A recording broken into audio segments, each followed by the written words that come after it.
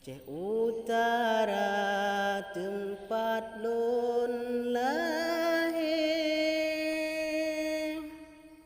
di ujung pantai Pulau Sumatera,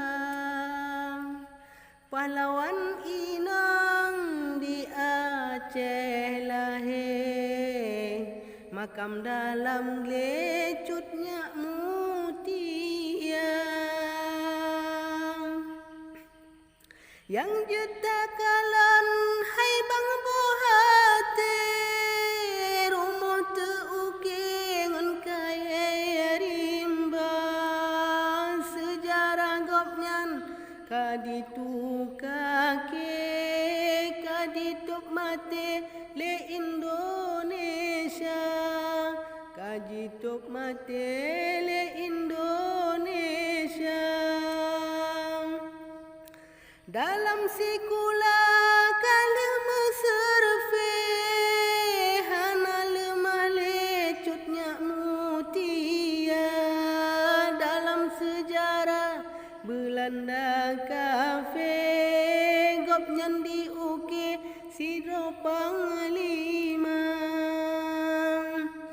pakan hai tuan hana semike editu kake sejarah bangsa, yo masa dilewat perang kafir, ditakutkan oleh Belanda, ditakutkan oleh Belanda.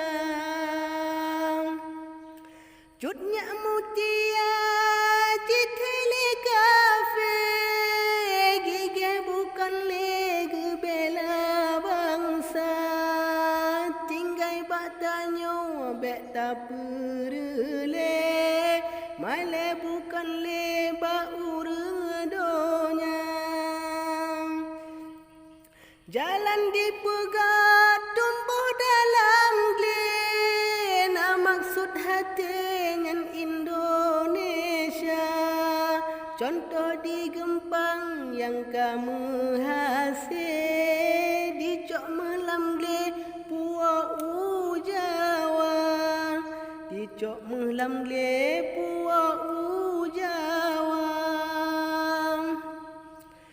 Nyodine ulang adegan kafe, dine cok hasil bak tempat gata, ngonan pahlawan cara dikawe, nyak jut dicungke lam gle peyangna, nyak jut dicungke lam gle peyangna.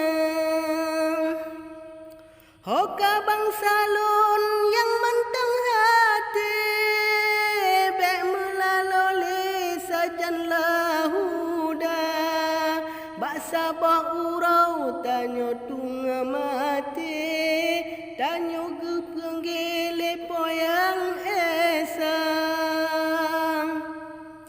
Ke anak bangsa sapehanale, menyekat sare tajuk ke Jawa, nyan kenyan pesan bak kamu digle, ke urang jahe yang nak kuasa, ke urang jahe